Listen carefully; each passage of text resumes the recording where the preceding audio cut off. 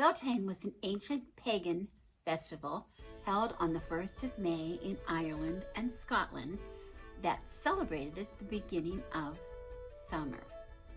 It marked the time for cattle to be returned to pasture by first being driven ceremoniously between two bonfires for the purpose of purification and protection.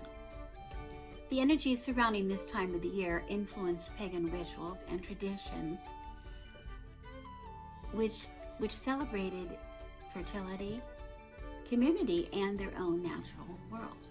We have no cattle in our Southern California cul-de-sac, but our own pagan traditions recognize our ancestral Celtic roots and embrace the Beltane spirit in our modern lives. Our personal Beltane fire is built to burn and cast away the old, recognize the fire which burns within our current self, and send the sparks needed to ignite the passion within us, to manifest our intentions. Greetings and blessed Beltane. Here at the Crone House, we are spending a lot of time out in the garden, which has needed a lot of help to recover from the harshness of our winter, and making the necessary preparations to ensure a fruitful summer and bountiful harvest at summer's end. We've had a few special challenges to overcome due to the excessively low temperatures and high amounts of rainfall that we received this winter. My kitchen window has nearly disappeared behind a forest of sweet potato slips grown from last year's harvest as they waited patiently for temperatures to warm up. The repairs have been completed on their bed, which had been in dire straits. But now they are tucked safely into their own bed, where they anxiously await the glorious summer season. Here they will stay until the long summer days give way to the increasing darkness, typically close to Samhain, and harvested to provide us winter's sustenance and seed for next year's crop. The excessive rain was collected throughout the season, primarily in various rain barrels located around our property, to bless our gardens during periods of drought. We also use a special collection jar in our front garden to collect rainwater to use in ritual and in spell work throughout the year. One unique challenge that I experienced this year was the excessive cold inside my house. No amount of light or time spent on heat mats could do much for my pepper seeds that I began at Imbolc. You can see in this video they have never produced true leaves. These are still those first leaves that come out when the seed sprouts, and they are completely stunted. There is no moving them. they're stuck. Fortunately for us, we have locally, or at least in Fullerton at the Arboretum at Cal State Fullerton, an event that happens once a year, usually before Earth Day, called Veggie Palooza. We used to go every year. That's where we got our initial crop of heirloom tomatoes that we now grow every year. We save the seed and regrow them. And we always looked forward to it in the past. We have little need for it lately, in the past few years, because we do grow so much of our stock, of our garden comes from our seed stock that we save. I'm finally now confident enough to trust our seeds that they will grow into actual plants. So I really don't buy a lot of plants, but this year I was so excited to be able to go because there's no time now left to start pepper plants. They take a long time to start, and they really like the warm temperatures, and we still don't really have that warm a temperature, so we are instead going to start from transplants that we got at the Arboretum. Fortunately, my tomato plants are doing pretty well. You saw me start them from seed, and they are still doing well. I just recently got to add some more soil to the cups. Instead of replanting them, if you recall, I used a small amount of dirt at first in the cups to start the seed, and then when the seedlings got tall enough, I now could add extra soil. And from this point, when they are strong enough to be transplanted into the garden, they'll have a really good, strong root system on them, so they should do really well. I'm real excited about that. I can't say that they are thriving yet, but they have been surviving, which I will take that. I will take that. I promised you 8 ways to celebrate Beltane, even when you do not have your own livestock. But first, I want to talk to you a little bit about the manner in which this ancient festival influences me personally in my own practice. One of my favorite descriptions of the original celebrations that mark this ancient festival comes from the book that accompanies the Bonefire Tarot deck by Gabby Angus West. She describes it as a time when home fires were extinguished in order to start them anew from the Beltane fire.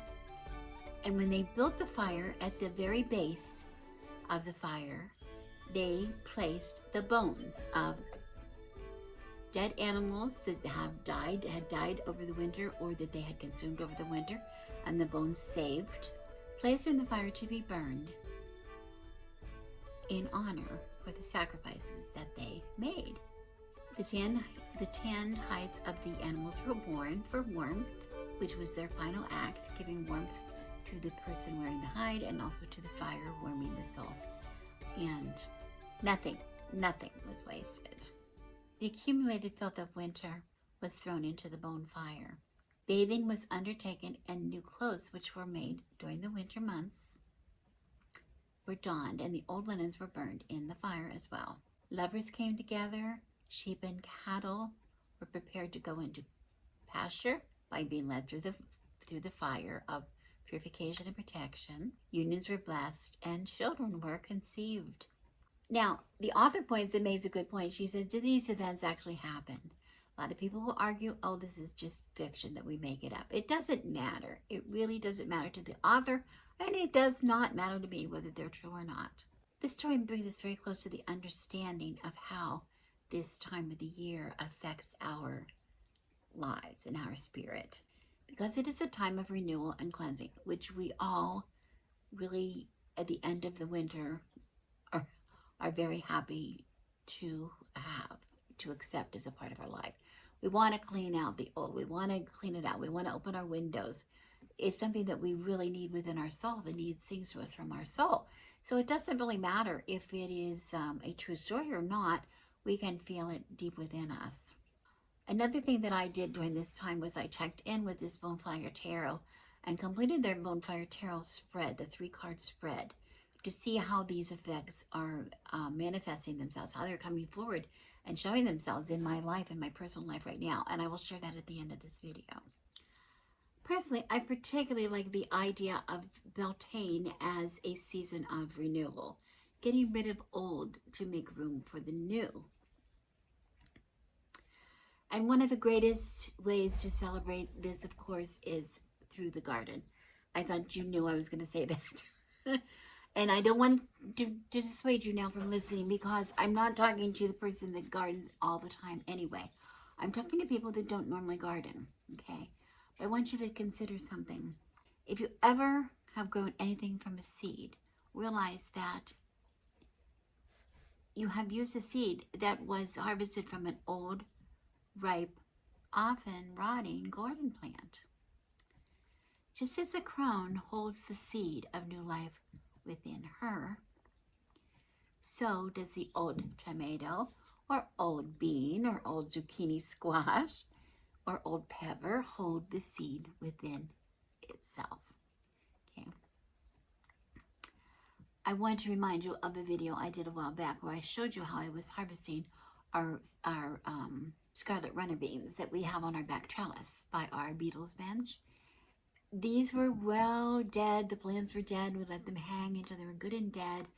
And then we harvested the seeds from the pod. And those are the seeds that we saved and that we sprouted this year for this year's garden. That's where the seeds come from. You can't harvest a seed from a young, unripe vegetable. It just won't. It will not grow. It will not germinate. And if it germinates, the plant will be so weak it won't thrive. It will not thrive. Now, I understand that most people who do garden get their seeds from a garden store, and that's perfectly fine. I have gotten most of my seeds in my gardening life from starts that I've got elsewhere. I just recently started using seed, collecting seed from my garden and using those to make new plants. But I want to say, you have another opportunity to experience this, making something new out of something very old. And I showed you a video a while ago how I took a basil plant from that I bought at Trader Joe's. These are wonderful plants I keep all winter in my kitchen, and I just keep taking cuttings off of it from the kitchen. But I've also taken, I showed you in a video, cuttings to make new plants, and which I have then transplanted into my garden in summer. And those are the basil plants that I grow next to my tomatoes, which help keep the hornworms at bay. That's a really good thing. That's one of the reasons you want to plant basil next to tomato plants. But before you give up the idea of a seed, I want to remind you that very, very many, I've been to so many rituals, public rituals and private rituals, where we use seeds and planting of seeds and the germinating of seeds to teach a lesson of the ritual. And a lot of people who've never gardened at all get a great big thrill out of it. It's really fun. So use it, if you're going to try that, use a big seed like a bean, like I just did with the scarlet runner bean, any kind of a bean, or get a big, like a squash, a good squash plant. They germinate very quickly. And it's a really fun way to celebrate Beltane. The second way that you can celebrate Beltane without a cow is to make a no-waste kitchen be your goal for the summer. Eat your leftovers. You know, I don't know how many people bring home things from restaurants, or they cook a meal and they have leftovers and they put them in the refrigerator, perhaps with good intentions, but they end up going in the trash. They forget about them, they leave them in there, or maybe they didn't really want it, their heart wasn't in bringing them home, but they brought them home anyway, and they put them in the refrigerator and they let them go bad, and they ended up in the garbage. They usually end up, if you bought them from a takeout place, they usually end up in the garbage with a styrofoam container or a big plastic container, something else that is going to clutter up our landfill. Don't get me started. Okay, so let's try to eliminate that. How can we eliminate that? First of all, eat them. Eat them. Or if you're not going to eat them, don't bring them home. If you're not going to eat your leftovers, don't bring them home. If you're not going to eat them when you make something at home, if you don't want to eat it yet, stick it in the freezer. You know, my grandmother lived alone as a widow for 30 years, and she never stopped making bread or making casseroles or making meatloaves or whatever. She just portioned them out and froze most of them and just took out what she needed every time.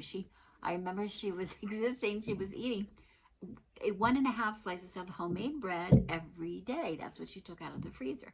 She always had homemade bread. She never bought it, but she didn't waste it. 1.5 slices was all she needed. Okay, maybe half a slice for breakfast and a slice with her lunch or dinner, and that was all she wanted. So that was all she did. So pay special attention to what you're throwing away. I don't care if you eat it or not. I really do care if you throw it away unnecessarily. Okay. Another thing is to store it properly. So many people, you know, they don't store it properly. They leave it in packages, or they just don't pay attention to the storage. And that's, you know, with a little bit of research, you can find out how to make things last longer. Perhaps instead of keeping them in their original wrapper, transferring them to a glass jar, etc. Okay, or putting things in the refrigerator that you don't normally, or putting things in the freezer, whatever. Like, do a little bit of research on that, but don't waste it. Don't waste it. Remember, we talk about historically at Beltane, when they were sacrificing those animals, every bit of animal, even a bit of animal that had died, or that they had eaten, they still used the hide, they still used the bones, right? They used the bones even ultimately in the Beltane fire. So let's experience that and see how good that feels. It feels great when you don't have a lot of waste. Okay. You can do what I do, people who cook. You don't have to be a big good cook to do it. But I store small bits of vegetables, or small bits of pasta or potatoes or vegetables, whatever kind of things. And I make, either I'll make a soup with them, or I will make a stock. I make my own stock all the time. Or I will make a stir fry, just throw them in the stir fry. Or in an omelet. There are a lot of dishes that are really simple to make. You don't have to be able to cook really well to do them, that will use up your bits, your little bits of stuff. Okay. I did show you in one video how to make your own bone broth. I store my carcasses from leftover from my Thanksgiving turkey to my, if I debone, we buy chicken thighs or chicken breasts, and we bone them ourselves, debone them ourselves and save the bones, or a whole chicken if we roast whole chicken, or somebody brings a rotisserie chicken to us, we keep the carcass and we put it in the freezer. When we get enough, we put it in a pan with some water, and I also put in the bits of some things from vegetables that I had used in the house. Bits of onion, little bits of onion, the peels or the core. Also the ends of the celery or the peels of carrots, those kind of thing, and put them in the freezer, and they make a delicious broth. And you know, if you've been to the store lately, broth is really expensive. It's just broth, and I make it for free. I make it for free. You don't even have to know how to cook. You just have to know how to turn on the heat. And it does its work itself. And then you strain it and then you store it. You can put it in the freezer, or you can just use it right away. Make it as the basics for your soup or whatever you might want to use it for. Okay. Finally, you can also compost your kitchen waste. Oh my goodness. You know, this is a big one for me. I live in a cul-de-sac, and a lot of the people nobody else in this cul-de-sac compost. Well, one person does, but we compost, of course. We have a compost pile, but there's other ways to do it. We collect our compost. We use, like I said, my peels and ends and things that would go in the trash usually end up going in the freezer. But I do have some things that go in the compost pile, and we do turn those back into soil very easily. But even a lot of people use like a tabletop composting thing just to collect and break down some of their waste and store it more properly, a better way, more efficiently, so that their trash cans are not heaped with all kind of stuff. You know, my neighbors have these trash cans that are just heaped, and they're full of plastic containers and refuse and boxes and food and garbage and trash and mail and all these things all poured together. There's no chance of taking any of that out and recycling them. So pay attention to how you are processing the waste that comes out of your house, and you're going to notice that you're going to find that you maybe have too much waste coming out of your house, and there's ways to reduce that. Okay, and if you're interested, please let me know below in the comments below, because I have a lot of good ways that you can simply eliminate some of that waste, and even some tips if you want to compost some of that I would be happy to share, but only if you're interested. The third way you can celebrate Beltane without having a cow is to refresh your wardrobe. This sounds so silly, but remember when I told you the story about Beltane? I told you how they added to that first Beltane fire, to fuel the fire, old clothing. They had worked in the winter to make maybe some new linens, and the old was thrown away. This is something I'm very guilty of. I tend to hold on to things forever. I hold on to them forever. I can't even begin to tell you why. I don't even know why. I don't know why, but I have so many clothes that are just literal rags. And this is the time of the year to say, you know, I don't need this, particularly because many of us are changing our summer wardrobes, bringing out our summer things and putting away the winter things.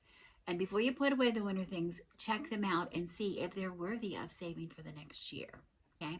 Now, we don't have to do what the ancient Celts did and burn them in the fire. And as a matter of fact, I don't want you to burn them in the fire, because most of our clothing today is made from synthetic fibers, which can be very toxic when burned. They can release a lot of gases or smoke that is very toxic. It could even be, it could be very polluting. But we can dispose of our clothing in other ways. We can donate them if they're still good. We can recycle them. Sometimes if they are natural fibers, the recycling, we can put them in the recycling collection, or we can simply discard them. Okay, they have served you well. Thank them for their service and put them out of their misery. I don't know. I made my mother happy. My mother is long gone, but I made her happy because I just ordered some new underwear. I've been wearing the same underwear. They are so, when you can't even keep your underwear on anymore, it's really time to get new. And this is a really great time to do that. Now, I realize we all have our favorites, okay? We all have our favorite comfy pants that we put on, or, you know, maybe they're sweats or whatever. We all have cozy sweaters that we wear. I have some that I wear. They're rags. They're rags. We all have our favorite. Oh, they were made especially for me, hand knit socks. But if you can't repair them and they have big holes in them, it's time to say goodbye to them. It's a time to ask yourself, how many pairs of black pants that I can only wear when I'm hanging around the house, never in public, do I actually really need? And go through your stash and get rid of some of them. You will feel great. And you will also be embracing the spirit of Beltane. You'll be of the ancestors that we had, okay? Getting rid of the old to make room for the new. The fourth way to celebrate Beltane without having to have a cow is to make some small changes that will transform your actual house from a winter house to a summer house. And this does not take any extra help, any special things, but it's a really fun thing to do. It feels really good. It makes you feel really good.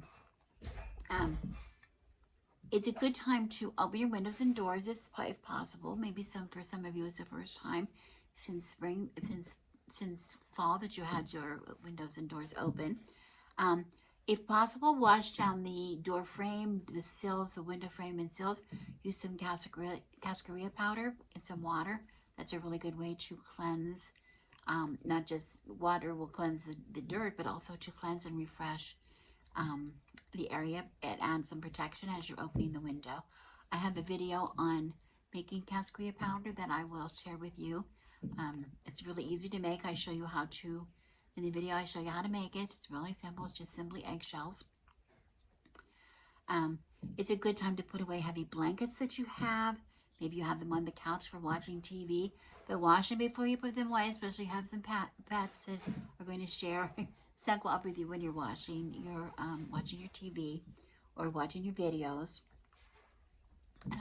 Change out some of your throw pillows if you have them, and for the heavy ones, put out some light ones. Put out some, summery fabrics or whatever.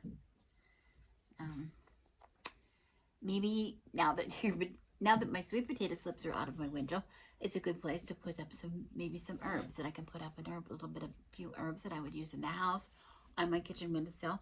I have a lot of herbs in my garden, but I am potting up some of my basil starts that I have before they go in the garden. I'm going to just put them up in the windowsill, and I can use them from there, and then when they're big enough, I will transplant them out into the garden. Okay, it's just a little bit of spring, bringing a little bit of the spring inside, bringing a little bit of the summer for the gals inside. It's also the time to celebrate maybe the first night's sleep without having to have sleep socks on. Maybe it's the time to take the flannel sheets off your bed. I always look forward to that every year, to when it's warm enough that I don't have to snuggle up in flannel sheets. Several years ago, my husband and I celebrated our 50th wedding anniversary, which coincidentally, or not, it landed over the Beltane weekend.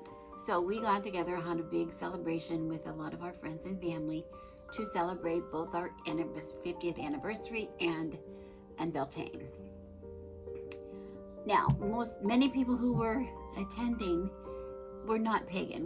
Beltane didn't mean much of anything to them, but we were really determined to make it a good day for them too, as well as for my husband and I and for our pagan friends. So we did a few things that I'm going to now share with you in the next two ways to celebrate Beltane. I've mentioned several times already the idea that the ancient Beltane festival for the Celts at its very core, the fact that they did a blessing and protection for their cattle or sheep or whatever, goats, whatever they had, that they were going to return to pasture. The fact that they had an actual event in order to protect and bless these animals. It showed you how important the cattle or goats or sheep were to these people. They were part of their. Of course, they depended on them for their food, etc. But they also depended on them for. Those were dollars. That was money for them. That was their wealth. Their wealth was measured in the cattle that they had. So, or whatever they had. Okay. So they were very important to them. Well, of course, we don't have those here in the city where I live, but most of the people that were here with us to celebrate our day, our special celebration, had pets. And my husband and I have had the practice of maintaining a dish on our little altar space that we maintain in our front garden that contains rocks, little memory rocks, memorial rocks, we might call them. And each one of them has the name of a pet that we had in our lives that are now past, that are now deceased. Okay. We realized one day that every pet we ever had in the 50 years, well, now it's been 52 years almost, of marriage,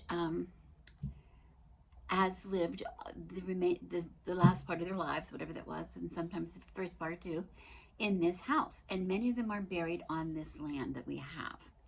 So we maintain this space for them.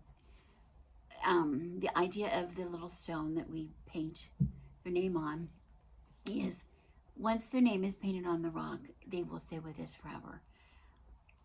We put their name on it, we are able to pick up that rock and we are able to hold it in our hand, and we are able to say, I hold you, I remember you, I love you, you will be with me forever, you'll be with me forever. And we feel that the animals, many of them that are buried here on our land, help to add a special blessing to the land for the animals that we have now. We always have memorabilia, maybe some of them, or pictures, maybe it'd be pictures, or sometimes the tags, their dog tags or whatever, that we maintain here. We keep them in the parlor here. I use them on the healing altar when I have one of my pets is sick, or a friend's pet is sick. I will use those on my healing altar to increase the healing energy for whatever animal that is. Okay. So this is a very, very important part of our ritual in Beltane, and it's a really lovely thing to do yourself. So this year I hadn't kept the dish up to date. So when I was getting everything cleaned up for the summer, getting our front garden in order for the summer, I did. So we sorted out the dish, got rid of the debris that was in the dish from the winter, and I found that there were 5 or 6 stones that I had not made. So most of them were chickens. One of them was a cat. So I added those stones to our dish as well. It was a wonderful, happy coincidence that our 50th anniversary fell upon Beltane weekend. Wasn't it a coincidence? It made the celebration so special for us, of course, personally, because it did represent our marriage, and you know, Beltane was a time of handfesting, marriages, time when children were conceived, etc. So it's all about the fertility. We do a lot of things. A lot of people, especially public rituals, will have celebrations that include maypole, dancing the maypole, which I did several times in our historical recreational group. We use the maypole quite often at this time of the year for fertility people that wanted to have children. That we use it a lot with pretty good success, actually. You see maypole dancing often at Ren fairs, so it's very common. Okay, well, we weren't going to erect we were not going to erect a maypole for our celebration. No one was getting married or hand fasting. We weren't going to have anybody sneak off and for any private games or anything during our celebration. So we thought about it in a little while, and we said, you know, everybody, maybe they don't have children, maybe they don't have even a partner to celebrate love with a partner, but everybody that's here on this earth had a mother. Didn't they have a mother?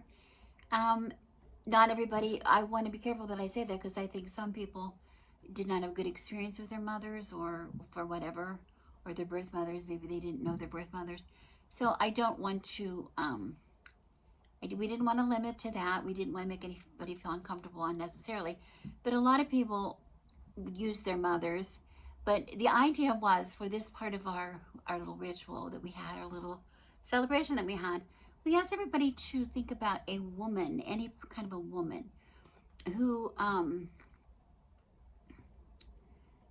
played a really significant, had a big significant effect in their lives in one way or another. Well, I'm trying to think now if we even narrowed it, had to be a woman. It could have been a man. We could have said it could be a father figure, a mother figure, or a teacher. It could have been a teacher, or just a close friend, somebody who really made a big difference in their lives. And we asked them to honor them in some way. So I have a little fountain water feature in the back, my backyard, by where the tree used to be, where I'm trying to get my tree back. I've showed you that with all my sorrel in there. It's right now really buried in the sorrel, but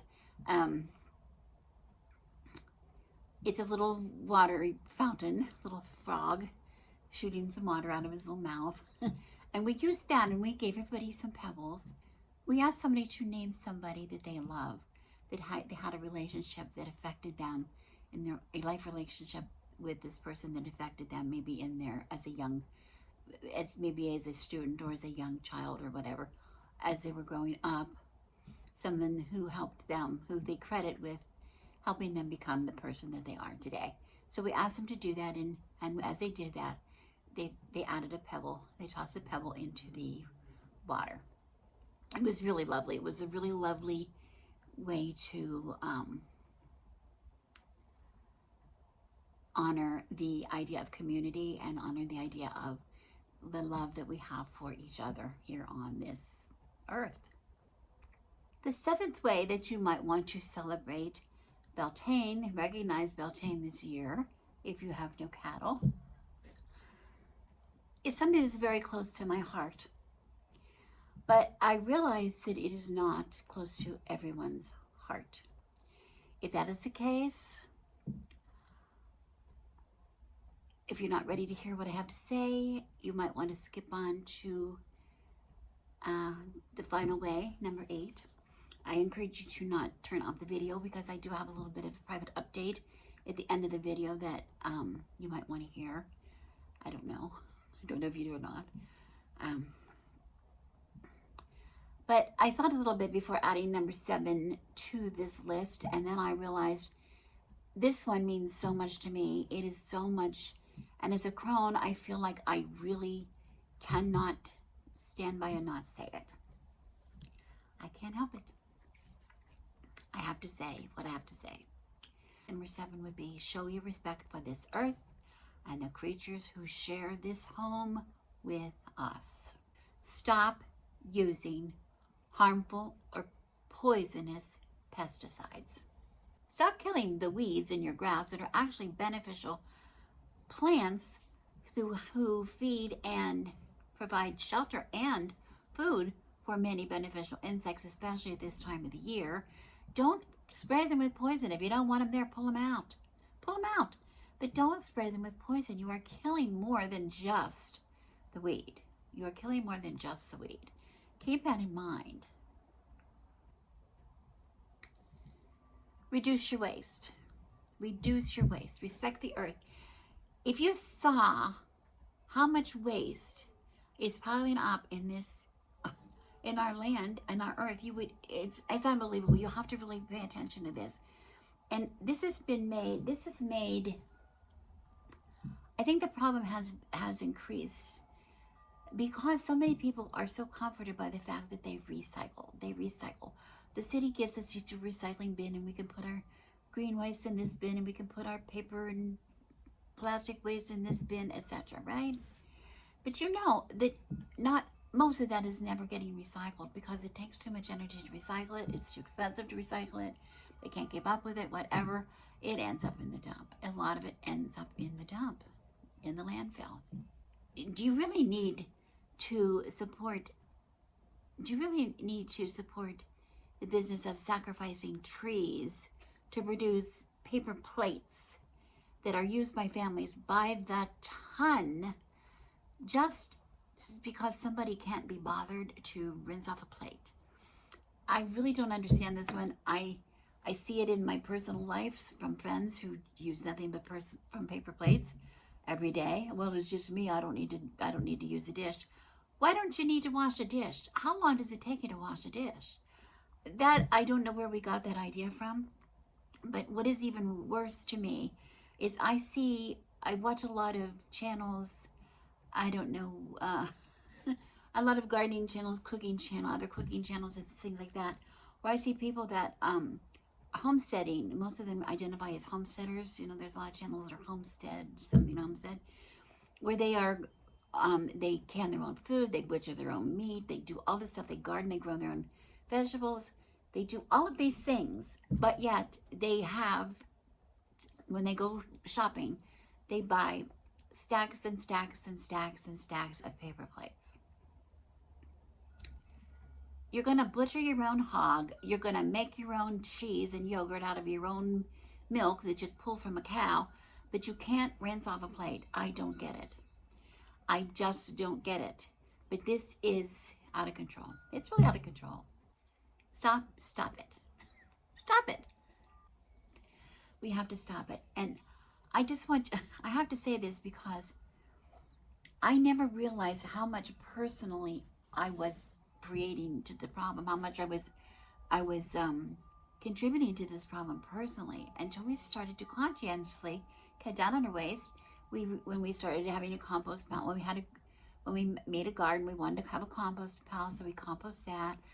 When I found out how easy it was to make my own bone broth and my own vegetable stock, etc., like that, we started fewer and fewer things that went into the trash. We give a lot of things to our chickens, so of course that helps. We try to reduce how much paper that we use. We use every bit of paper that comes into our house. If it's mail and there's a blank on the back, we use that for scratch paper, which we do all the time. We're big paper and pencil kind of people because we make lists this way. But every piece of paper is used both sides before it's gotten rid of. I have scraps of paper where I have written around the margins. I use every bit of it I can before it gets put into the recycling. Okay. We don't use paper towels very often. We try not to. We don't use paper napkins at all, except if we're at a picnic. We might, or if I have a lot of people here, I'll pass out paper napkins. But even on a picnic, we will take cloth napkins and bring them home and wash them. We use cloth napkins for years and years and years. One of my daughter made us all little scrap napkins, and I keep them in a basket, and everybody who comes there knows just to get a napkin out of there, and it goes in the laundry. It gets washed with the dish towels after every week when they get washed. There's nothing to it. You have to wash your dish towels and dishcloths anyway. You can put your napkins in with them. That's perfectly fine. You don't need to use all of the paper rolls and rolls and rolls and rolls of paper towels. I didn't realize what a problem it was until I stopped adding more to the problem. And the way I see it now, I look at our trash. We set out our trash collection and recycling and collection is every week. And most of the time, the green waste bin barely has anything in it ever. Occasionally, we will put something that we don't want to add to our compost pile in the green waste, and it will go off. We'll put it out for collection. The paper, plastic recycling bin is so small. It's so small because when I get like a container of yogurt, the container of yogurt the container that the yogurt was in, when it's empty, I wash it out and I reuse that, and I will use it for leftovers. If somebody's here and they want to take some leftovers home, I will pack it in that, and then they can use that, and they don't have to worry about something to return to me, but it gets another use. Things get used a couple times before they go away. I will start seedlings and those kind of things.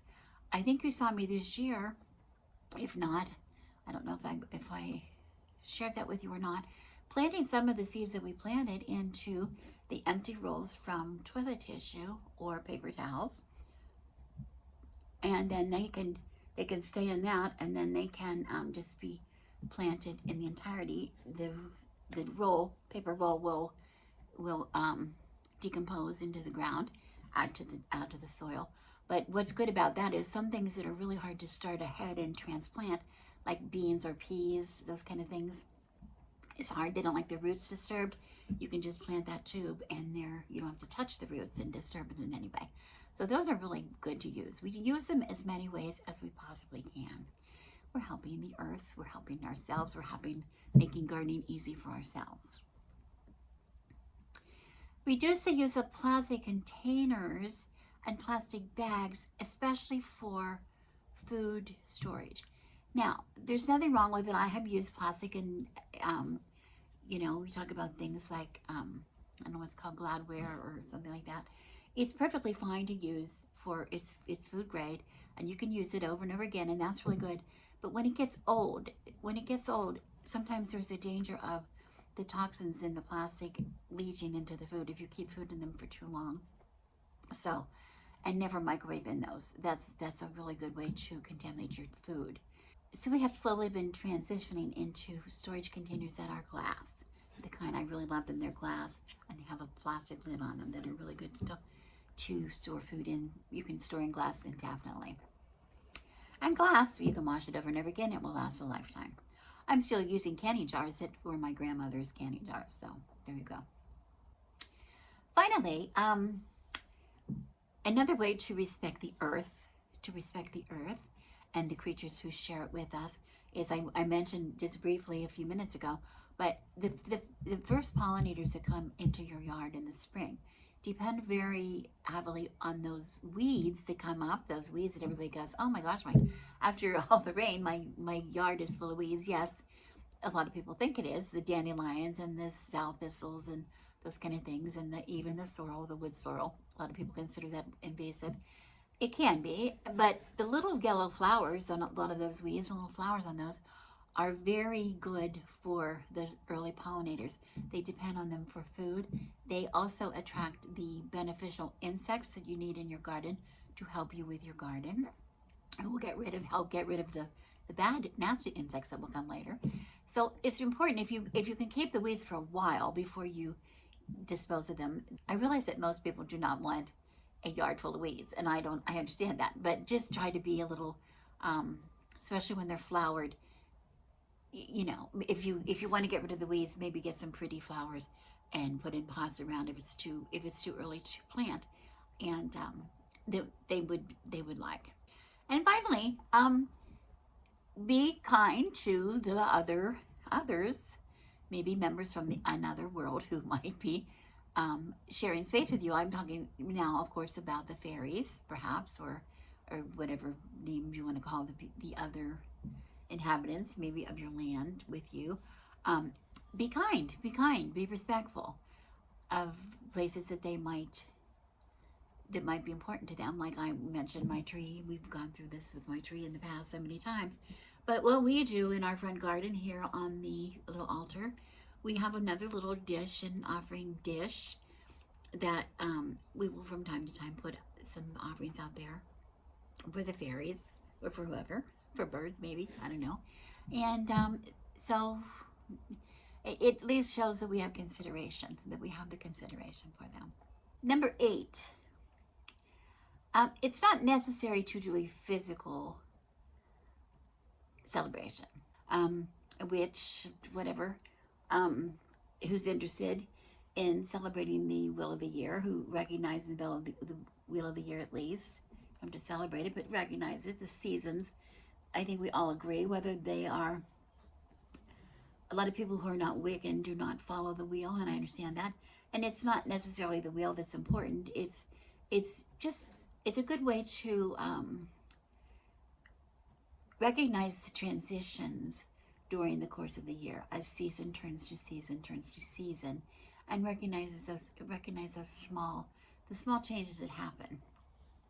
Okay, So the last one, number 8, I want to say that through something like meditation or simple contemplation, think about the energies of those early historical ancient traditions. What was important to those people? It was celebrating their community, celebrating the fertility of themselves and the earth and how that affected their lives, celebrating their love, of course, for the earth and the natural world that they lived in, what relationship they had with that. And we can do that internally or through meditation, etc. But we can also do it. Somebody like me who tarot is so important to me. I'm going to do a very short reading, and I've done this before. The reading is not that important to you. I just want to show anybody who wants to do it. It's a 3-card Beltane spread, and it comes from the Bonefire Tarot. I've shared this with you before. I'm going to show you the positions of the cards once more, and what each card represents, and then maybe I'll talk to you a little bit about what my reading is. I don't know. And then I do have a little bit of an announcement that I wanted, so I appreciate it if you just stay tuned to hear that. I have dealt my cards. Again, I'm using the Bonefire Tarot, which I really like. For this time of the year, it's particularly good. I don't use this deck a lot because it's a very, it's a lovely deck, but the cards are they're very hard to bend. So it's very hard for me to shuffle. So it takes a long time for me to shuffle. So that's why I have it already dealt. And this is a 3-card reading, basic 3-card reading, which past, present, and future, which you really don't need this, the explanation for it. You can do it any other way, any way you wish, but I thought it was curious. It was a nice, for this time of the year, it was a really nice explanation of the 3 cards, and that's what I wanted to share with you today. We start the deal here with the center cup, with the center cards, and then we go center.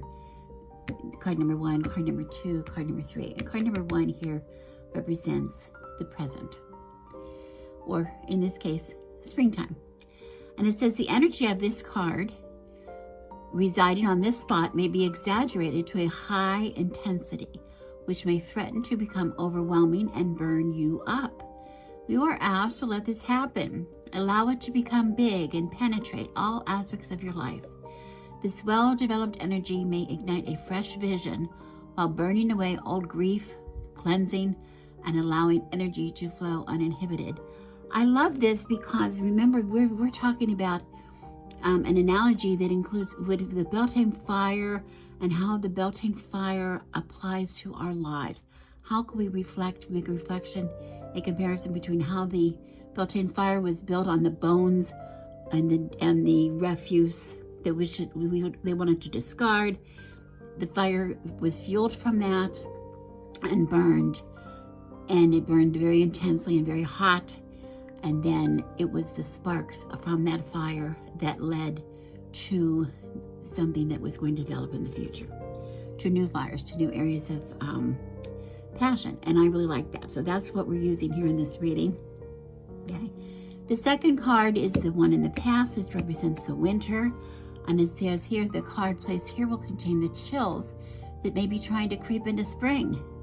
Reflect upon the winter and what it was like.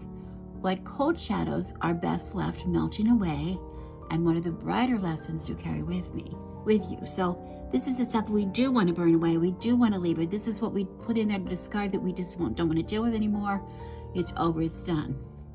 But something is always carried to the present. What have we brought to the present? What's creeping into the present that maybe we should have left behind, okay? And then finally in the future we have card number 3, and this is the summer, representing the summer.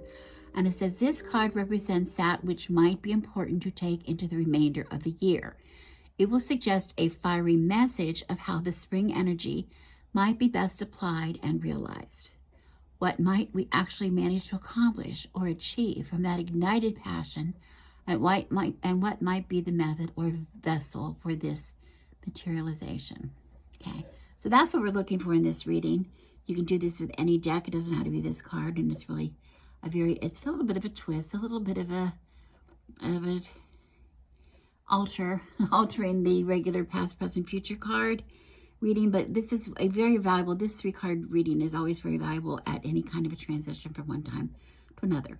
Okay, I'm going to turn my camera back to talk to you a little bit about how this might apply to my life, and particularly because I have a little bit of a personal update that I want to give you. Before I go on and talk a little bit, I'm just going to talk a few minutes about how this reading might be relevant in my life. I want to give you a little bit of an update. Those of you who have been watching for a while know that several years ago my husband had a health scare, pretty bad health scare. He developed cancer, and he had to have some pretty radical surgery as a result of the cancer, and it was a pretty long time. I did some videos. The cancer was discovered when he went and had a knee replacement, so that was a blessing. The knee surgery actually uncovered this underlying condition that he didn't know he had. I mean, he might not have known for years and years that he had it when it was too late. So we were very fortunate, and he was able to get it, and he went through the surgery, and the surgery was very successful, and he was diagnosed as being cancer free, and of course we celebrated and things for that. Now, what does that have to do with this reading? Okay, well, I just want to give you a little bit of information. When he was first diagnosed with cancer, of course, you get real involved in all these things, and we started doing all this research on our own, and we started becoming familiar with terms, and we looked into causes and treatments and all kinds of things. And one of the things that came up for us was some of the changes in lifestyle that we might want to make for him, including very, very definitely we wanted to change a lot of his dietary concerns. He changed his diet as much as we could, get rid of a lot of the foods that are known to be cancer causing. We know they're cancer causing, and we thumb our nose at it, don't we? Just like smokers thumb their nose at cancer when they smoke every cigarette they smoke, or whatever. We know this, and I'm not judgmental because I used to smoke, so I do know that happened to me. Oh yeah, sure, we can get cancer, but I'm young now. It doesn't matter if I smoke a cigarette. Okay, well, we were all ready to make a lot of these things, and we went head on into this thing, and then he was declared cancer free. So of course we still wanted to be conscientious of what we ate, but he was cancer free, so we kind of let it go a little bit. Now I want to say, this is what I want to say about this. I have the Page of Wands in my past card, and the page, remember, pages are they're the immature, right? They're the young card of the minor arcana in the courts, right?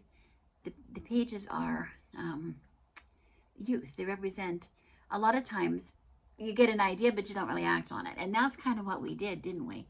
We kind of did not act. The Page of Wands is about the fun and the more, acting. Well, yeah, let's cut that surge. Let's get that out of there. Let's make a papa. We did all the right things, and it was very successful. I made the papa. We had prayers going on, and I credit a lot of his healing to prayers. Healing energies are being sent, all kinds of things. But we were very childish. We were childish in the fact that we didn't do any action. We didn't take the action that we knew we should have taken in the first place with the changes in his lifestyle, the changes in his, with his diet, the changes of perhaps even managing stress levels, whatever. We didn't pay attention. Here we are in the present, and the Nine of Cups should be the wish card, right? In a lot of cases, the Nine of Cups is the wish card.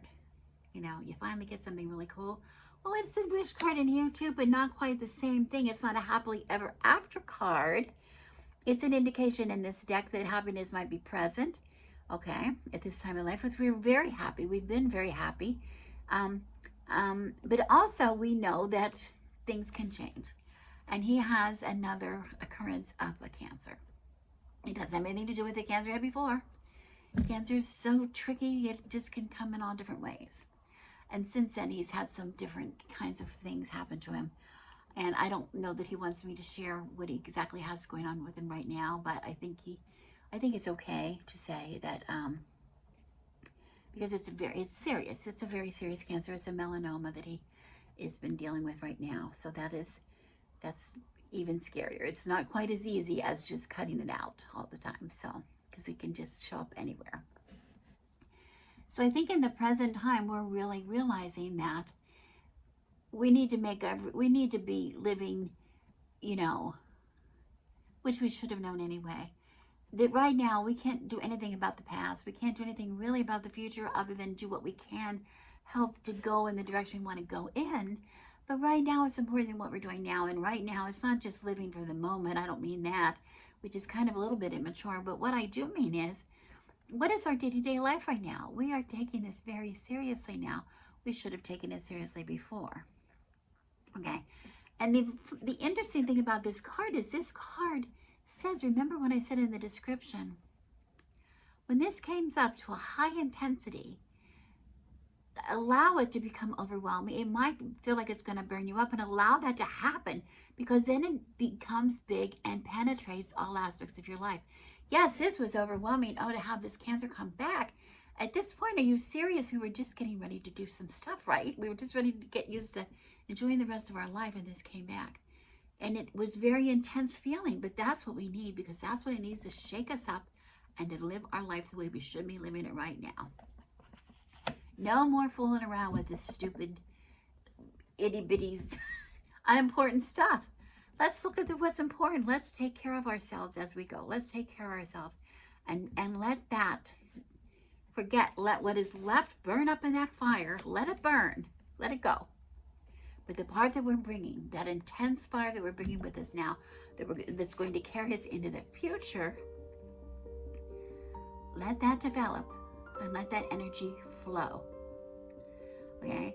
But look here in the future. I've got this Page of Coins, another kind of an immature card, right?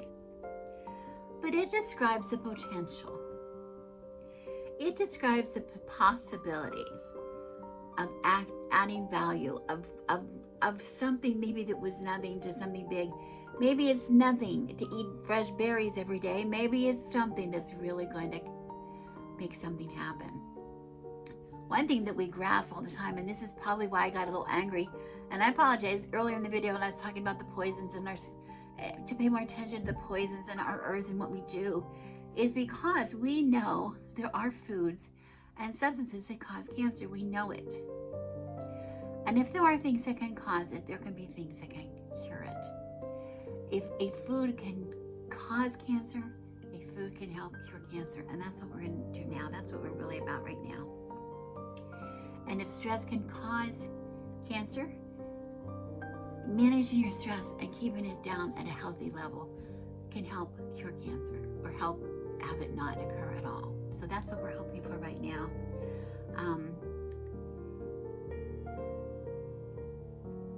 The universe, it says here in this book about this card, the Page of Coins, which I loved, it says,